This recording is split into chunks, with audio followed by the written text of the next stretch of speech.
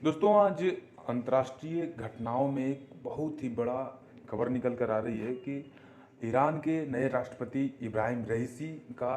Helicopter दुर्घटनाग्रस्त हो गया है और इसकी जो सीधे सीधी निशानदेही की जा रही है उसको इजराइल की तरफ किया जा रहा है, क्योंकि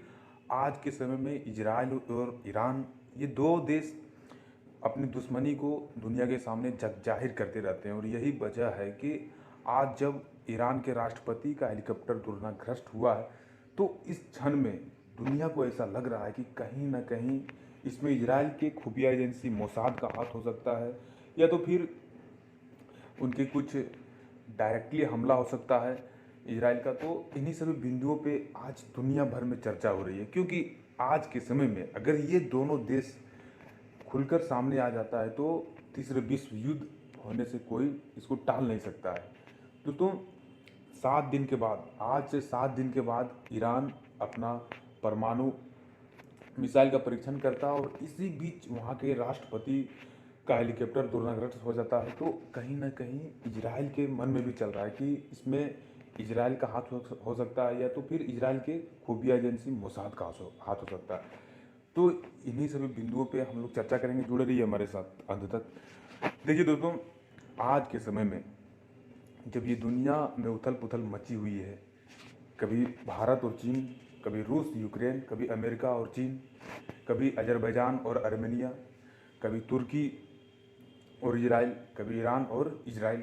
और आप हाल ही में देखे होंगे कि इजराइल और फिलिस्तीन के बीच जो युद्ध हो रही थी वो कितनी भयंकर हो रही थी। तो अब इन्हीं सभी चर्चाओं के बीच किसी देश के राष्ट्रपति का हेलीकॉप्टर दुर्घटनाग्रस्त हो जाता है तो आज के समय में ये सोचने वाली बात है कि दुनिया कितनी टेक्नोलॉजी की तरफ चली गई है। कि क्योंकि दोस्तों इजराइल खुद में एक टेक्नोलॉजी पावर है, उनके पास आबादी कम है, उनके पास सैनिक कम है, लेकिन उसके पास टेक्नोलॉजी ज़्यादा है। तो इसी वजह से उस पर खास नज़र रखा जा रहा है कि क्या इजराइल ही ईरान के राष्ट्रपति के हेलीकॉप्टर को दुर्घटनाग्रस्त किया है, क्या इस हादसे के पीछे खुलकर इजराइल का ही हाथ है। तो अभी तक कोई भी देश इस मुद्दे पे खुलकर अपना राय नहीं रखा है, सिर्फ चर्चा का विषय बना हुआ है इंटरनेशनल गलियारों में। लेकिन आने वाला समय जो होगा, अगर इसके परिणाम अच्छे निकलते हैं तो सब कुछ ठीक हो जाएगा, लेकिन अगर इनके परिणाम गलत निकलते हैं, क्योंकि अभी तक ईरान के राष्ट्रपति का कोई पता चल नहीं पाया है, उनका हेलीकॉप्टर से जो लोकेशन था वो भी टूट चुका है, और अभी तक ईरान के राष्ट्रपति का कोई पता नहीं है। तो देखा जाए कि ईरान के राष्ट्रपति अगर चलते होंगे हेलीकॉप्टर से तो ये जाहिर सी है कि उनका हेलीकॉप्टर काफ़ी सुरक्षित होगा, उनके पायलट काफ़ी अनुभवी होंगे, और अनुभवी होने के साथ अगर वो दुर्घटना हो चुका है तो कहीं ना कहीं बहुत ही बड़ी दुर्घटना का शिकार हुआ होगा, क्योंकि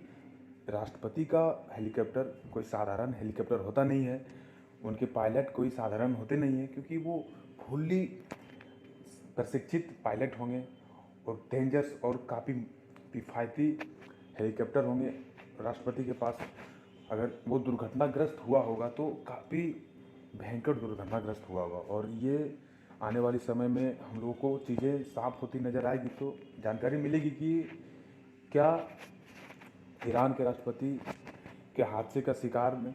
इजराइल का हाथ है, या मोसाद का हाथ है, या तो फिर अमेरिका का हाथ है, क्योंकि आजकल में अमेरिका भी ईरान पे पूरा प्रतिबंध लगाता जा रहा है। तो मिलते हैं अगली वीडियो में, तब तक हमारे साथ जुड़े रहिए। Thank you.